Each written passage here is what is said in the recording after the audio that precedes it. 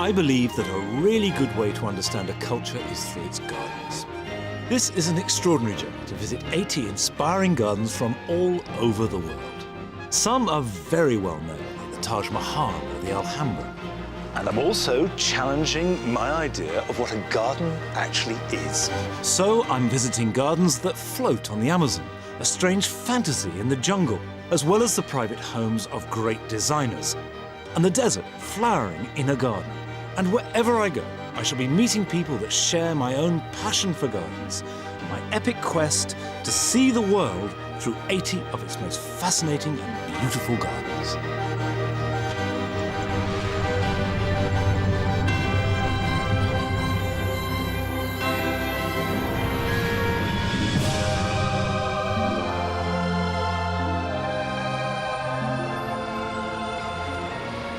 If you set yourself to visit 80 gardens around the world, then you have to come to the richest and most powerful nation in the world. America is a country that has been built on optimism, amazingly diverse natural resources, and an enthusiasm that, in my experience, empowers it to tackle anything with a real sense of creative purpose that is incredibly invigorating. And what I want to see on my journey around this vast country is how America takes all that wealth, all that incredible energy, and expresses it in the garden.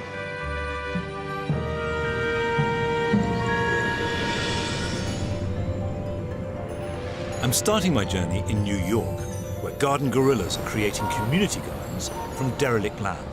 Then I shall travel south to Virginia to visit a garden that embodies the history and birth of the nation. Finally, I shall go west, across to the other side of the continent to California, to see gardens touched by the glamour and glitz of show business.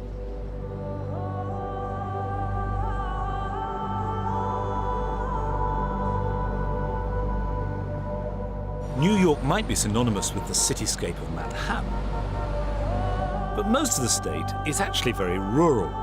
And the upstate suburban towns have a very different feel to the intense, edgy energy of the city.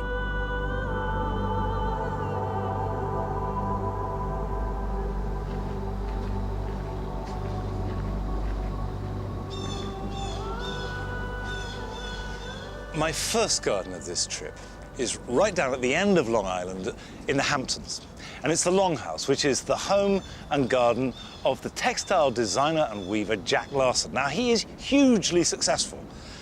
And what I want to see is how someone who's very successful in one field applies it to their garden. It's a garden that self-consciously nurtures the other arts. In fact, it's even garden as gallery. Now, nothing could be more different from European gardens. And that's why I've come here. Larson began the garden in the mid-1980s, expressly as a place to display works of art with an eclectic mix of cultures and styles, which, paradoxically, seems to me to be a good way to try and pin down some kind of American culture and style.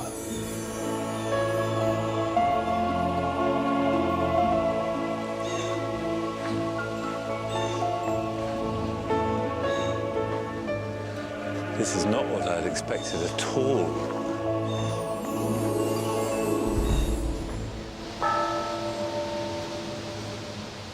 The gardens house temporary and permanent installations from Larson himself and a variety of established artists, like Dale Chihuly, who is responsible for this blown glass sculpture. Ooh, art. Don't know about that.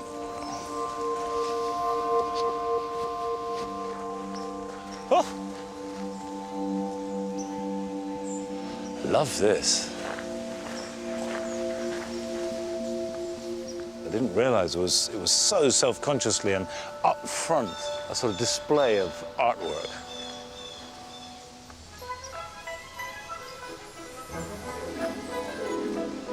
Most contemporary sculpture is best in a garden.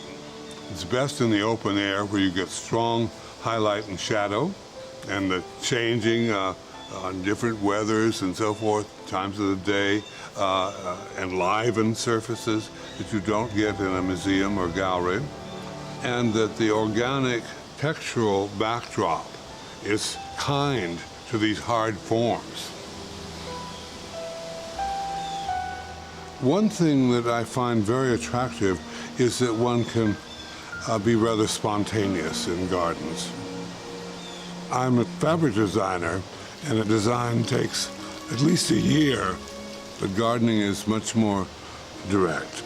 It's like performing arts. You get a feedback from quickly. I like that.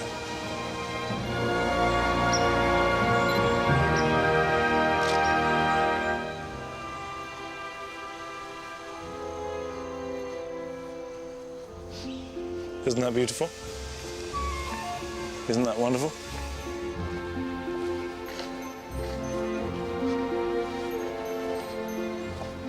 LongHouse covers nearly 16 acres of East Hampton Great North Woods.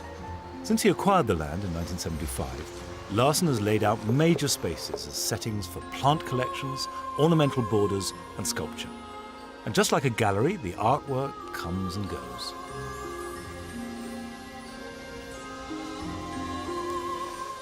That's good.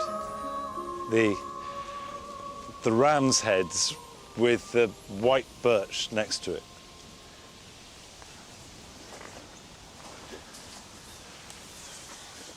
How beautiful is that? And of course you get that effect by letting a tree grow and then just cutting it off at the base, and it re-sprouts with multi-stems. But this has done it so beautifully. The great thing about having artwork of any sort in a garden is you start to look at plants differently. You start to look at plants as works of art.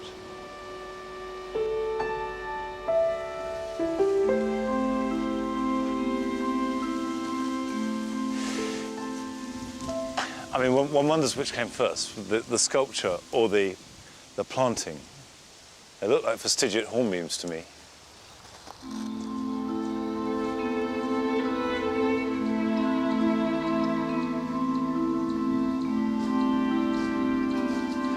As a gardener, I think the fact these are in pots is really significant. It means you can create avenues like this overnight, if you've got the money. So the garden becomes a sort of stage set.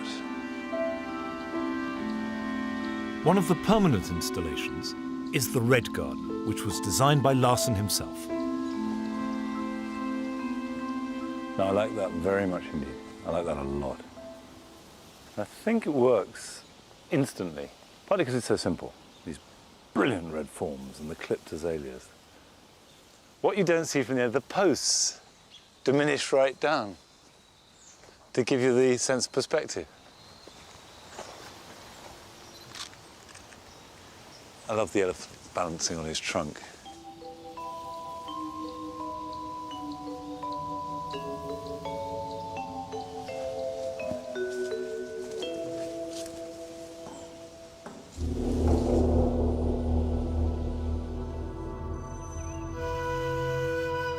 The inspiration for the design of the house is taken from the 7th century Shinto shrine at Ise in Japan, which is one of Larson's favorite buildings. And the planting around the house itself is very sculptural and architectural. And I love looking underneath buildings. The Moore Garden on the other side. See, that's great. That's a really, really nice view.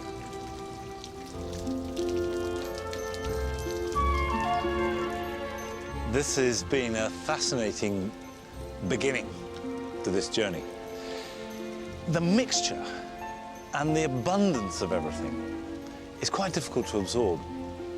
But it does seem that what you have here is an extraordinary breadth and confidence of vision. But Jack Larson has a large canvas to work with here in the bucolic setting of the New York State countryside. Now I want to go to Manhattan and see how gardens are shaping inside the big city.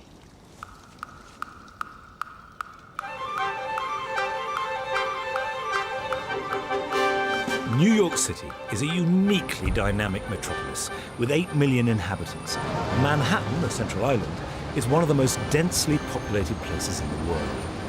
Any green space is valuable in every sense of the word, so any available land that might possibly become real estate rarely gets made into private gardens. This means that for many New Yorkers, Central Park is the only green space they have access to. It's a huge rectangle, 2.5 miles long by 1/2 mile wide, right in the center of Manhattan, and the most widely visited park in the whole United States. It was designed in 1857 by Frederick Olmsted, and although it looks very naturalistic, it is in fact entirely man-made and landscaped.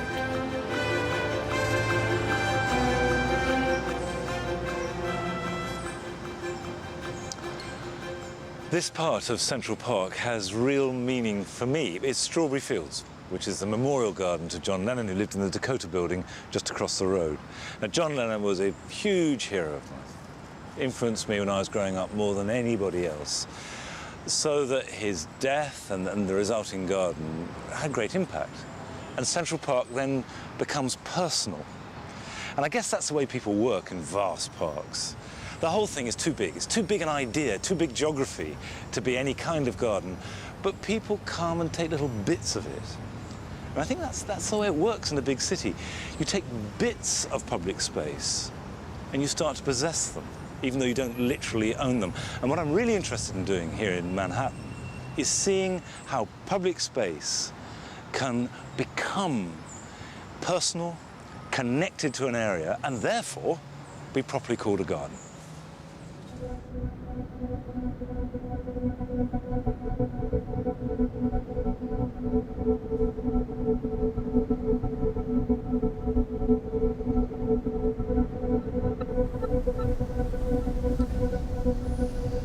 I've come across the East River from Manhattan to Queens, to Gantry Plaza, which is a public space designed by the landscape architect Thomas Ballsy.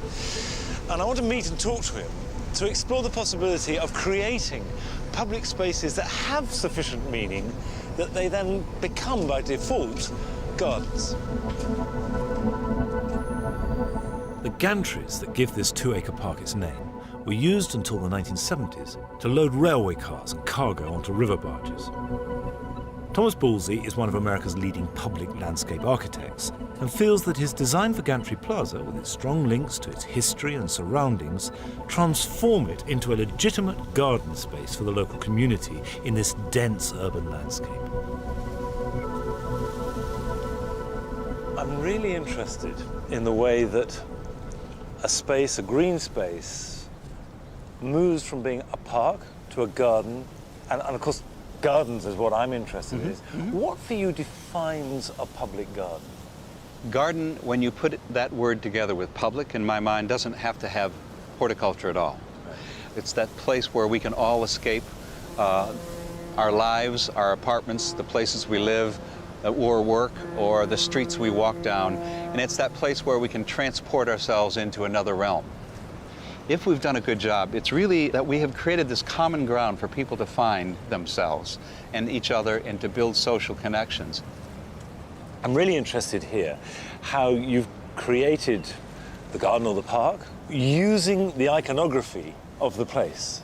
The space must have a meaning, and obviously that meaning can be translated in different settings. We all wanted to celebrate the heritage of this place. The decision to really bring the Gantrys out front and center came from this need of ours for there to be real icons of this railroad history at this place. The more and more we thought about the Gantrys are the icon of this place. And it didn't require lots of little historical motifs to be scattered around to tell the story. They tell the story in such a compelling way that was very little more that we could do.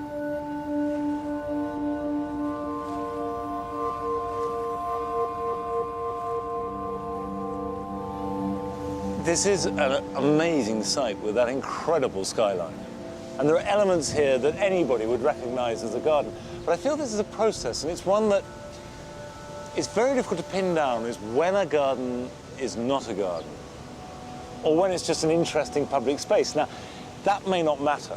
I suspect that in the scheme of things, that's not important. If it works and it's enjoyable, so be it. But I think I want to take this one step further. That is there a way that people can actually possess it day to day, where they can manipulate the change? That seems to me the really interesting thing.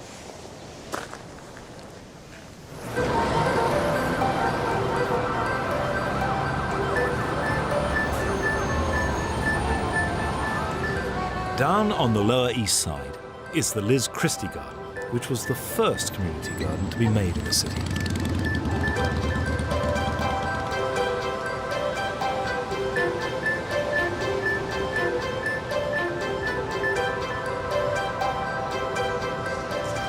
Tell me, how did this garden begin? What's the history behind it?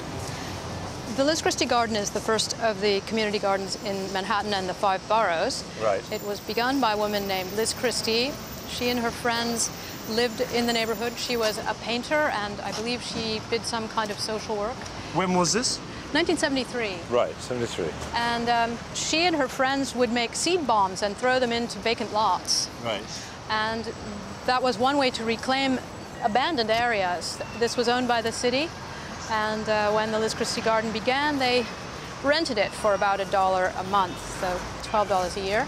Yeah. And we, the gardeners, I became a gardener in '85, maintained it as a community garden before it became officially part of the New York City Parks Department.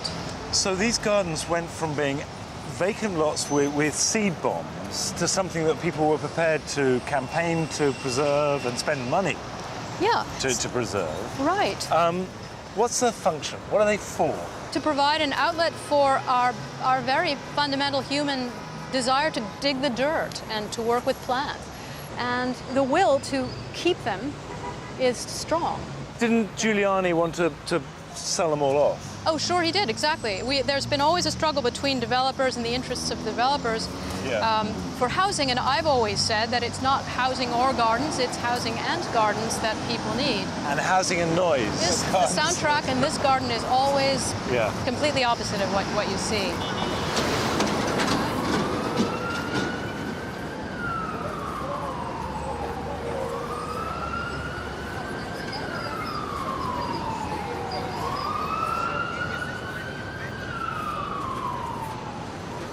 Well, I like everything about this garden.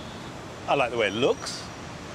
I like what they've done to it. But above all, I like the fact that it exists. I even like the traffic hammering behind it, because that's what it is. It's reclaimed space in the middle of downtown Manhattan.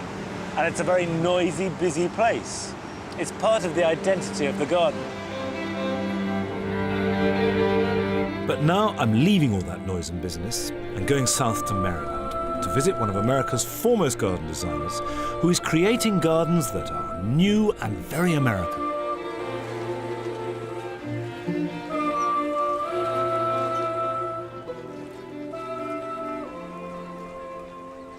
This is part of Chesapeake Bay, which is the largest estuary in America, where the rich and the successful politicians come to spend their weekends and their holidays.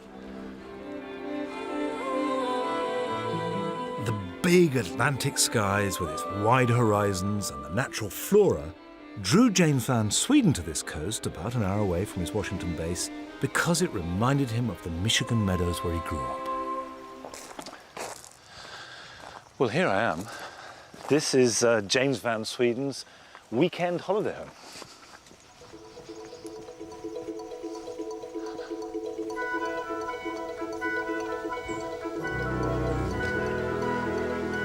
James Van Sweden is one of America's leading landscape designers and has created gardens for Oprah Winfrey and other celebrities. His gardens are always natural, free-spirited, and are designed for low maintenance and high sustainability. His work pays homage to the natural grasslands of North America, but it's also a reaction against the tightly mown lawns that still dominate the American suburban garden. This garden inverts the relationship between houses and gardens that I've seen endlessly on the road here, where you have mown grass going up to the front door and you keep looking for the garden to begin. Whereas here, you keep looking for the garden to end, but it doesn't. It just dissolves out into the landscape.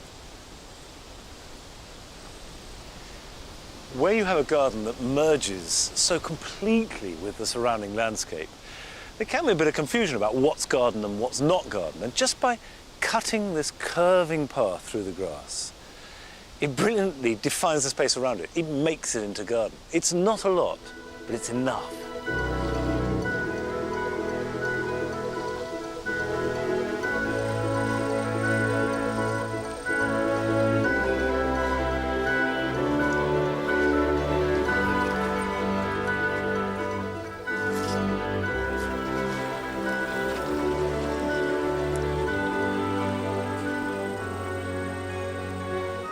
When you came here, did you have in your mind what you wanted to do? I did. When I bought this land, it was empty and flat. And what I wanted to do was build a house that floated over a meadow. And I thought this was the perfect place to do it. Now, for clients, you often have to design a very garden-esque kind of garden, you know, pretty. But I wanted a garden that was not pretty. In fact, I said I want an ugly garden. I'm so sick of pretty. And so I designed a garden that I thought was tough, was sustainable, and I have no watering. I don't water anything here. Not having chemicals, and just a minimum of weeding. I'm very flexible about weeds, so that's why the whole garden looks quite a bit like a meadow. One thing about having no lawn, it brings nature right up to the house. Snakes, foxes, turkeys. I have wild turkeys walking right by, 10 feet from the windows. I have deer coming up. Fantastic. You know, it's fantastic. Yeah, It's just yeah. wonderful. But it terrifies Americans, I think, to some extent. Driving along and seeing these very large houses often with no cultivated garden, there'll be lawn mown outside, is a very strange experience for a European. Why Yes. is it that you think that the garden culture doesn't seem to express itself very freely? I don't think Americans necessarily want to be outside. When they are outside, they want to play golf, and they want to swim and so on, and play. But I don't think they really want a garden. I think it's too much work. It's very hot here, so they don't want to be outside. They're also afraid of a bug. They're afraid they'll be cold or hot, whatever. So it's not really a gardening country.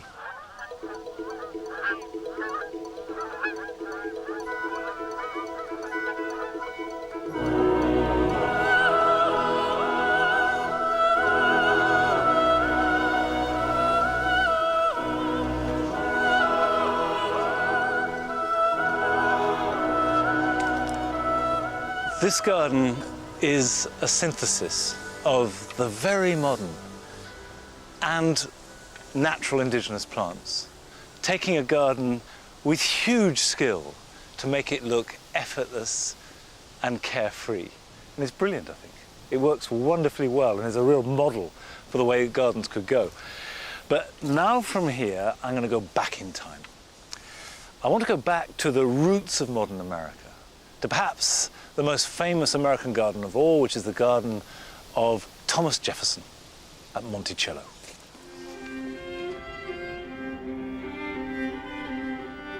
Monticello is 100 miles southwest of Washington in Charlottesville, Virginia, and this grand neoclassical mansion has become a symbol of nationhood and independence.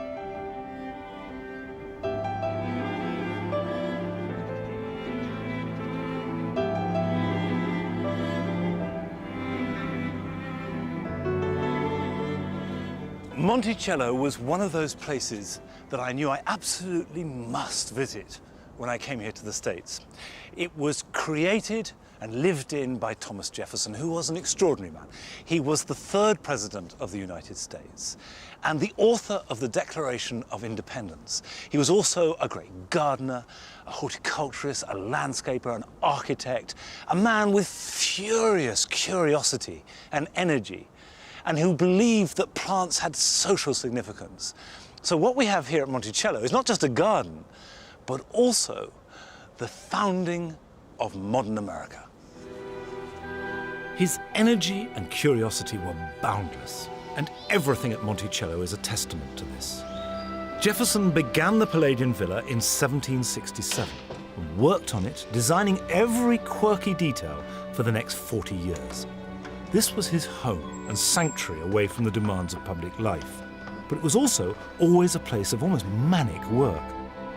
He was a polymath, spoke 7 languages, was versed in all the sciences, and recorded everything he ever did. And if that wasn't enough, he was also, like me, passionate about growing vegetables. It's been very, very dry, so the garden is quite empty. But as a vegetable gardener, that doesn't matter at all. It's still fascinating. It's actually quite wide. It's hugely long space. These 24 squares, each of them is like about half an allotment. And as well as this huge vegetable garden terrace, there's an 8-acre fruit garden and a large floral garden, which were all part of the original 5,000-acre plantation. Peter Hatch is the director of gardens and has written several books about Jefferson.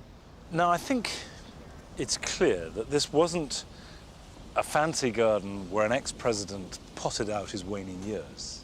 There was much more serious purpose to it. No, I think there was a real profound function that Jefferson was experimenting in order to sort of transform the socio and economic culture of this new country he was working on. I'll just stop you there for a moment, because that is an extraordinary statement. It's a really big idea. Jefferson said that the greatest service which can be rendered in any country is to add a useful plant to its culture. And a lot of these were kitchen vegetables that he planted in this kitchen garden that's so remarkable here at Monticello. This was really a revolutionary garden in the way that it contained 330 varieties of 170 species of vegetables. And he was growing really new things in this garden, unusual plants that came literally from around the world. 330 different varieties of vegetable. That's not necessary. That's interesting, but it's obsessive, isn't it? Right, I think he grew 38 varieties of peach or 27 varieties of bean, and then would winnow out the inferior types. So this was an experimental laboratory. Right. Now, here in what one might call the floral part of the garden, what was Jefferson's thinking, and how did it evolve? Jefferson planted his oval flower beds first as he was about to retire from the presidency, and there were 20 oval flower beds, and he planted them and went back to Washington, and his daughter wrote to him and said that the bulbs had done splendidly, but none of the seeds he'd planted had come up. So despite that sort of temporary setback, he said, I need more room for a greater variety of flowers. So he sketched this plan that had a border alongside of it. And one garden writer said, well, Jefferson was like all good gardeners. When he couldn't successfully garden in a small space, he just decided to make it 3 times larger. It's exactly the truth.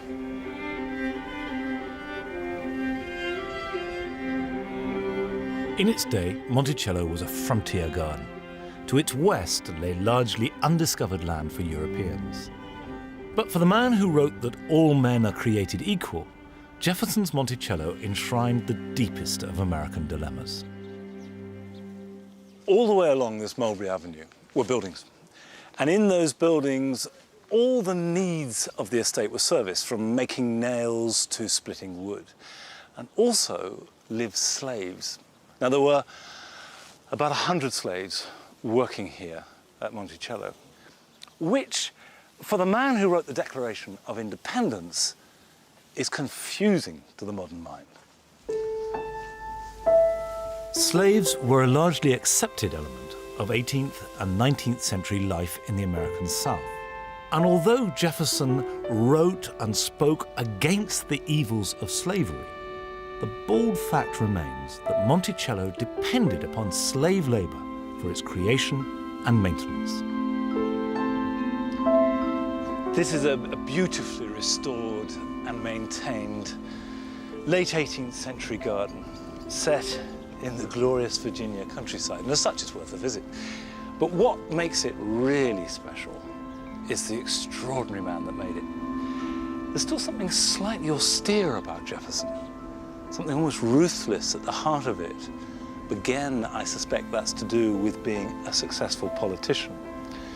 But what it did do in its age was to inspire people, to go out and conquer what they saw as wilderness and set up a whole series of settlements, increasingly further west. So I'm now going in the footsteps of those early settlers as they struck out westward into what is now called Kansas. Kansas takes its name from the Kansa tribe, who inhabited the area long before Europeans arrived, and for thousands of years Native Americans had lived in this stunning landscape. However, as the emerging nation expanded into the prairies of the Midwest, their way of life would be changed forever. Jefferson encouraged and sponsored the exploration of the West. And following this were settlers, forever moving inexorably westward, looking for more land. And there was seemingly a limitless amount of it. And they came to the prairies. Thousands of square miles of rolling grass. These vast grasslands once stretched unbroken for hundreds of miles across the continent's interior. And when this landscape was first seen by the French explorers, they called the sea of grass prairie, the French term for meadow.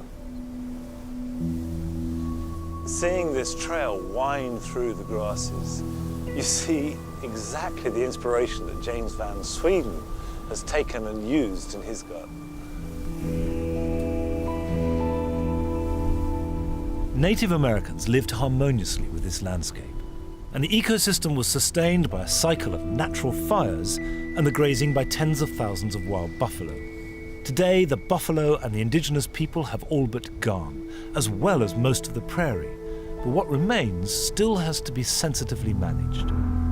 Only 2% of the 19th century grassland remain, and 2/3 of that is being preserved here, at the Tallgrass Prairie National Preserve. Ron Clark is one of the park rangers. The prairie can contain about 60 different types of grasses. Right. We have approximately 40 that we've identified, but we have 4 that we consider our signature grasses. And those are, of course, the 2 blue stems, big and little, Indian and switchgrass. The bluegrass has these very deep roots, I understand. Exactly. Most of these grasses root down at least 8 feet. Some of them can go down as 15 or 16 feet. 80% of the plant is actually under your feet. And the grasses are extraordinarily subtle and beautiful. They repay study, don't they? I think this is the prettiest time of the year here. They're just so majestic.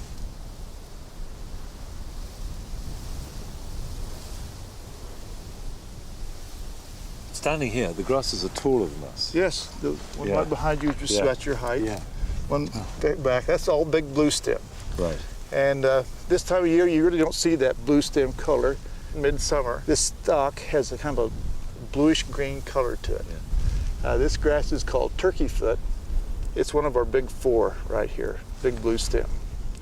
Right in front of us there, I see some Indian grass, which people who had a good imagination thought looked like a feather of an Indian. The science community tells us that only the rainforest has a greater diversity than the prairie. Really? See that? And that's again, something that people have a hard time understanding or even contemplating, because they just see it as a grassland that's got a few steers out on it and a coyote or 2, but actually, if you spend any time out here, every rock has life under it. Yeah. Okay, as we kind of walk down out of the prairie, we begin to pick up the woody vegetation, trees to our left, and this beautiful red leaf plant called sumac. It's an astonishing color. It's an interesting plant. It's very pretty, but and we like to see it on the prairie. It belongs here. Yeah.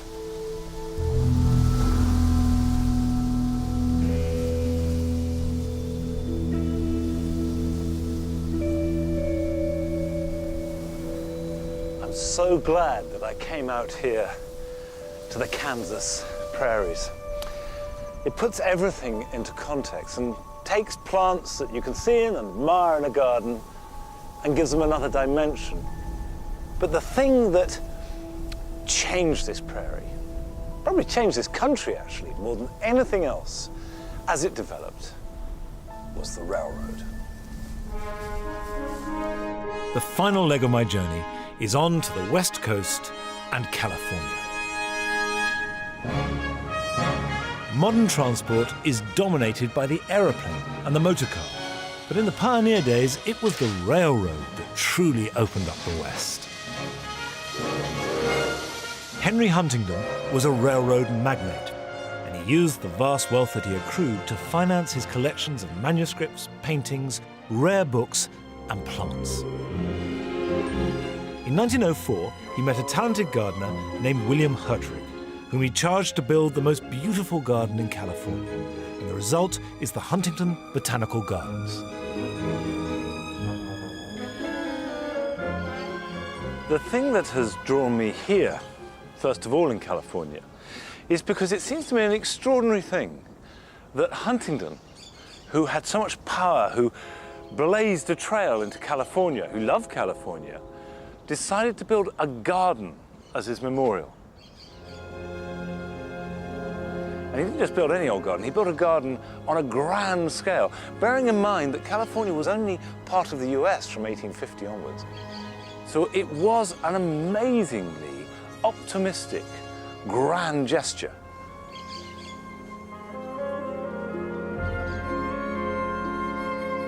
Huntington's Botanic Garden covers 127 acres, with over 15,000 species of plants divided amongst 12 themed areas. The Desert Garden is 100 years old and one of the oldest collections of cacti and succulents in the world.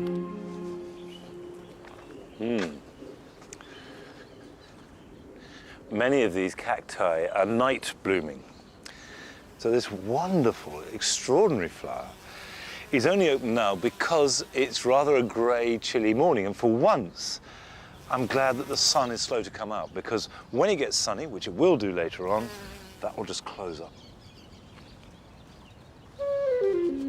But I confess that these are plants as far from my own familiar botanical terms of reference as anything found outside a coral reef.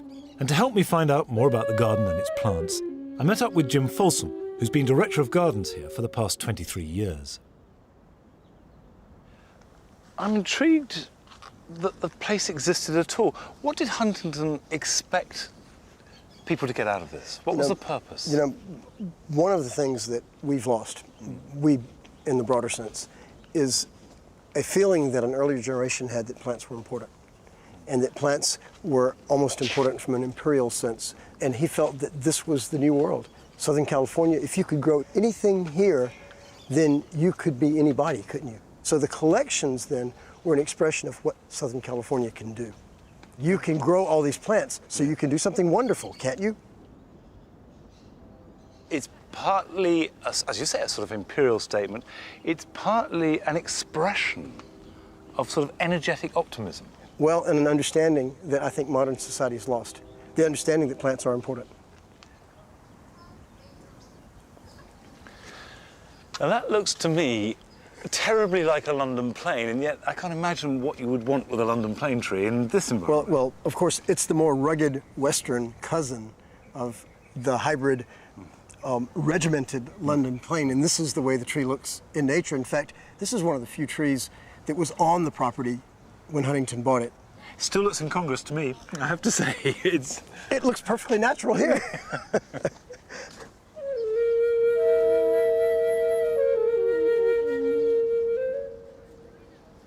If you understand how your garden works, you have gained a lot of understanding in science, and a lot of understanding in culture, and a lot of understanding in just pure practical matters. So we hope that what we can do is we can cause people to love to learn more about the world around them through their garden.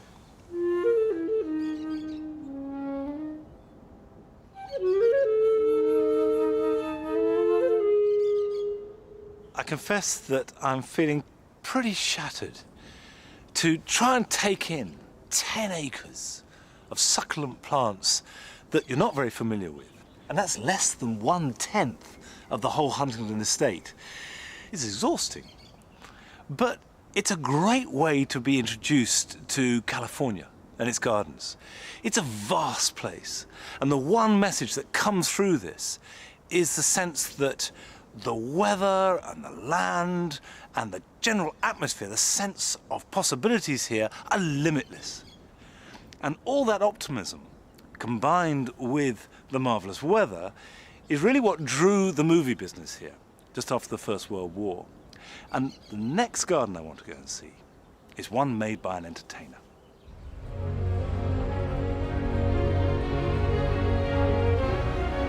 The 1920s and 30s were the golden age of cinema in California. Movie moguls and Hollywood stars built their palatial homes with suitably luxuriant gardens. It was a time of extravagance and glamour, a period when celebrities would flaunt their wealth through their gardens.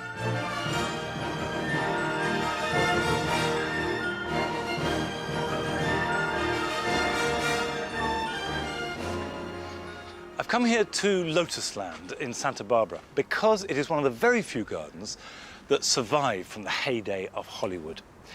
And what we see now is down to one extraordinary woman called Madame Ganna Walska. Ganna Walska was a Polish opera diva who married 6 times, obviously wisely if not successfully, because she accumulated great wealth in the process. She bought the property in 1941 and immediately began to renovate its grounds.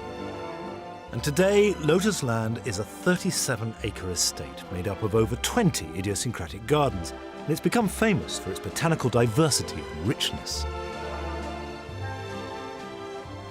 Ah. Now, I've read that this used to be the original swimming pool, and it's been created into a series of ponds, not least to house the lotus, which give the garden its name, Lotus Land.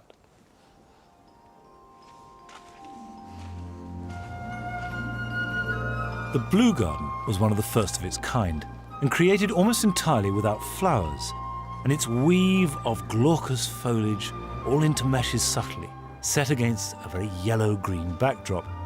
And it's one of a whole series of individual gardens, each which has its own theme. It's not just the physical scale of this garden, whether you like it or not. It's this mix. Here am I, looking out on sort of a bit of Islamic garden and a bit of Italianate garden, and then there's a zoo or something in Topiary down there. Now, I actually really like it. I like the kitschness. I like the sort of way it's all pulled together in this quirky jingle-jangle of plants. Because underneath that is a really assured performance. You know, someone says, we're putting on a show and we're good at it. Stand back because you're going to be amazed.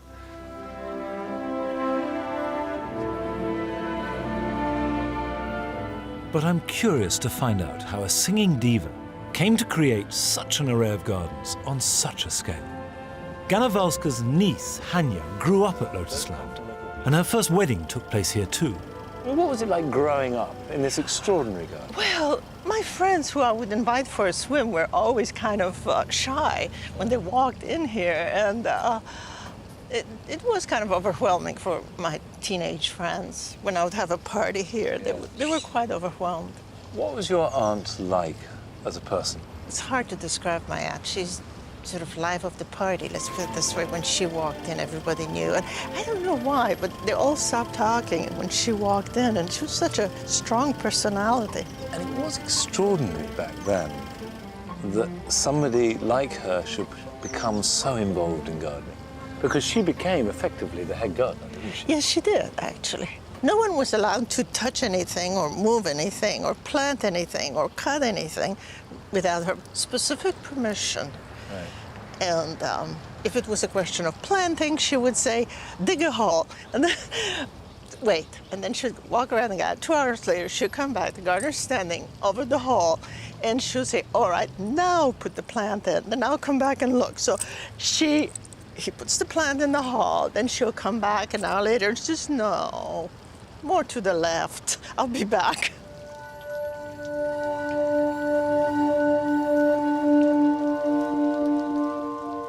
I think perhaps more than any other garden, this is a specific hers, because other gardeners may have landscape designers, you know, and she did. But she wouldn't take their word for it. She would get the plans, and then she would change them. I think I'm beginning to understand how Madame Walska got through her 6 husbands. But there's no question that her approach has led to a very individual garden, and that's always good.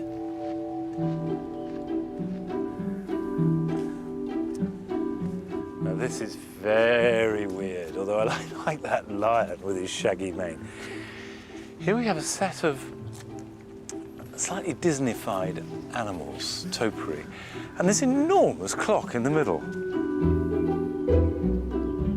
I think this is Madame having fun, and she did everything big. So she's going to do tacky, do it big.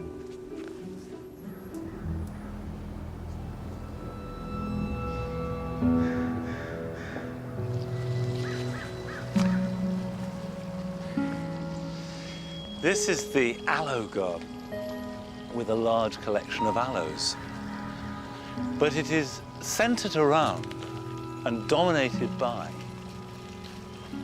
a pool of such monstrous hideosity that it's hard to see the plants for what they are, which is fascinating. But it's interesting.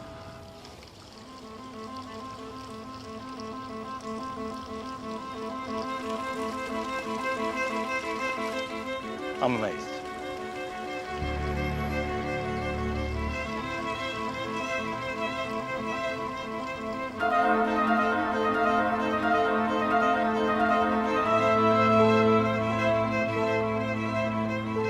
Here we have a garden where money seems to be no object, where ambition doesn't stop anything, where everything is unfettered, including taste. And that is a real picture of America and its optimism and energy in the 40s and 50s and 60s. And I think the next step is, whilst I'm here in California, is to see what people are doing with their money and energy in the modern day.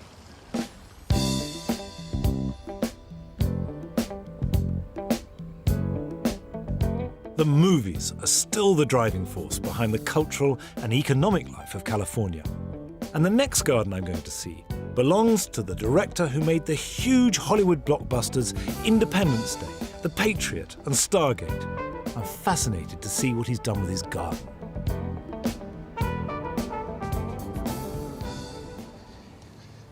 Here, right in Hollywood, we have the homes of the rich and the powerful in the movie business. Next door is the house and garden of Dame Helen Mirren. And this one belongs to the director, Roland Emmerich. But when he bought it, it was actually very destitute and run down. So he was going to revamp the whole thing. And he hired a garden designer and gave her very specific instructions. He said he wanted her to create something that evoked the glamour of a 1920s starlet. He wanted a garden that was exotic and otherworldly.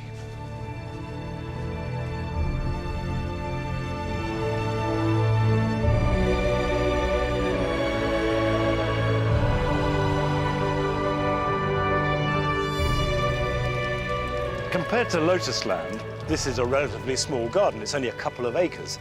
But actually everything about it is on a colossal scale. Apparently it needed an enormous crane to bring in these enormous trees, and the expenditure matches it. The initial flush of pots set them back 100,000, and then they got more. The total cost for the garden came to round about $3 million. Now, another aspect of the brief was that Roland wanted the view blocked because he didn't like it, and he also wanted to make sure that people couldn't look in, so he had complete privacy, not least from the paparazzi, because film stars often come and stay here. And he wanted that now. He wanted his mature garden as quickly as possible. Well, of course, the only way you can do that is by buying in enormous trees, which they've done. So money, power, and the positive thinking that can create an extraordinary garden like that.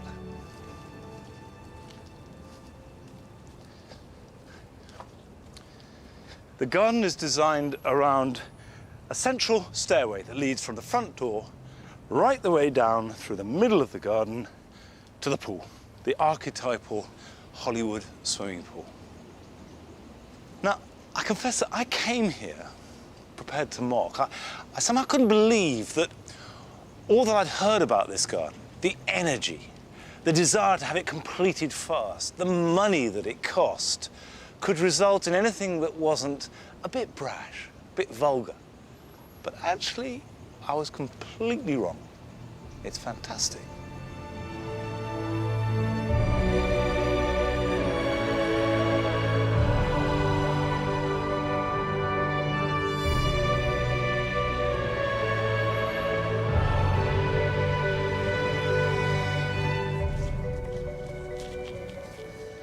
When you consider the brief of this garden, to make something that evoked a glamorous 1920s starlet, something exotic and otherworldly, the designer could have been forgiven for chucking colour at it.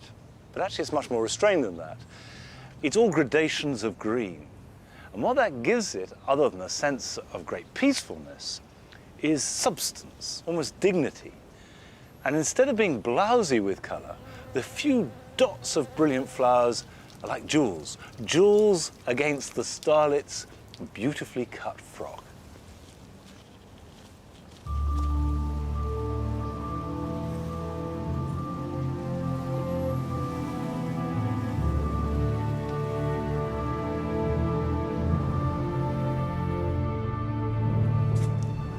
I've really enjoyed this garden.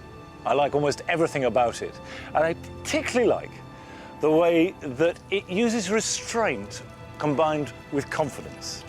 Now, it's not a gardener's garden. There's nothing to do, there's no sense of it growing and being nurtured by an individual hand. But it's a performance, like everything here in Hollywood. And I think the most appropriate response is just to applaud. However, when I left Lotus Land, I said I wanted to see what was going on now. And this garden draws a lot of its inspiration from the past. There is a sort of retrospective feel about it. And before I leave Hollywood, I want to see something truly modern, to see what people are looking forward to.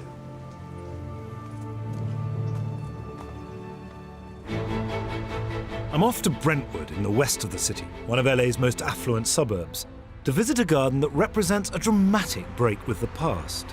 The owners of this house and garden, the Greenbergs, having reached retirement age, decided to start all over again and pull down the home that they'd raised their family in and rebuild a new, very modern house literally in its place.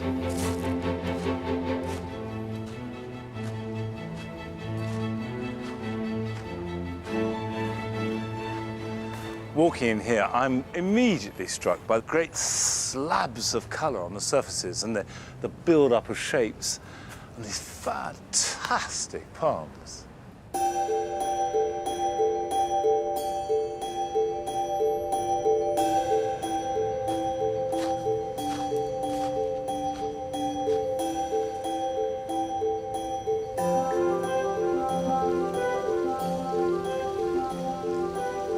I find it an extraordinary notion that on this site was the family home where the children grew up with all the memories and associations.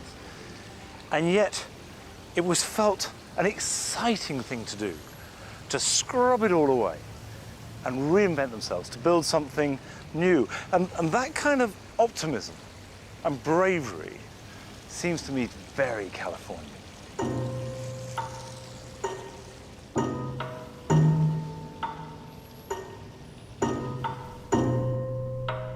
This boldness of vision led the owners to collaborate with the Mexican architect Ricardo Legorreta.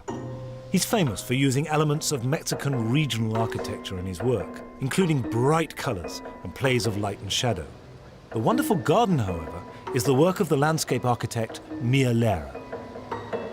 It was a wonderful sort of experience working with Mr. Legorreta and working with the Greenbergs. They really responded to the notion that the garden and the house had to have sort of an equal billing, so to speak.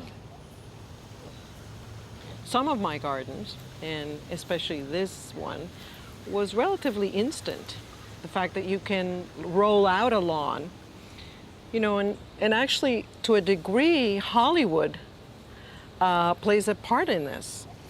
You know, the instant gardens that need to be created for drama, film, and TV have become sort of an expectation in my world for a certain level of client.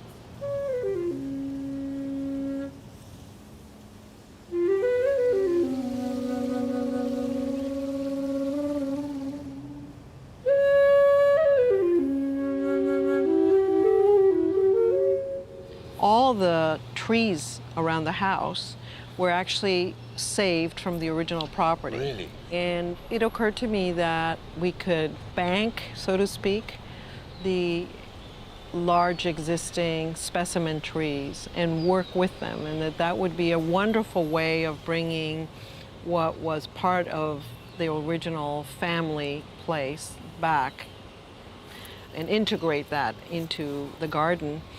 We had these two beautiful jacaranda trees in this courtyard. We had the scattering of these Washingtonia palms throughout the site. And we decided to plant them before the house was built. So literally locate them with a surveyor in their location on the plan, and then built the house around it. I think one of the ultimate compliments I ever got was when Mr. Legaretta walked around the house after it was done and we had a party, and he said, you know, this is a garden with a house, not a house with a garden.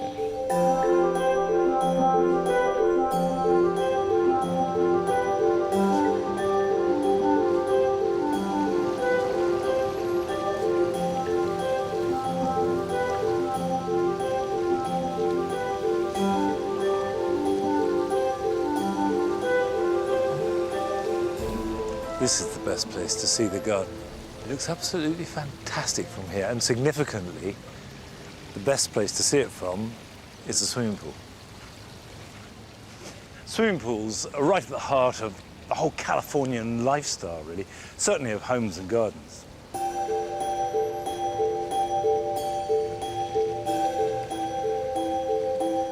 The very European idea of garden rooms, where you have compartments where you discover separate sections of the garden, is totally absent from here. The whole thing is open to the eye, and above all, open to the sun. And yet it works together with its various sections in a very balanced, harmonious way. And the thing I most like about this garden is not actually just the physical layout, which I think is beautiful, but it's the spirit behind it. And it seems to be that this garden represents that very Californian spirit, that if you've got the energy, the optimism, and the money, then you can do anything.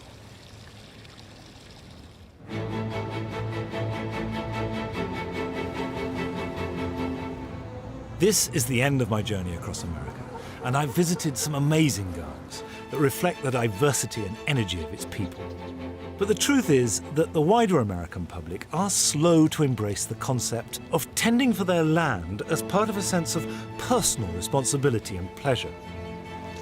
However, there is a movement in America that is starting to think about issues of sustainability and stewardship, which can be best expressed through the daily care of a domestic garden.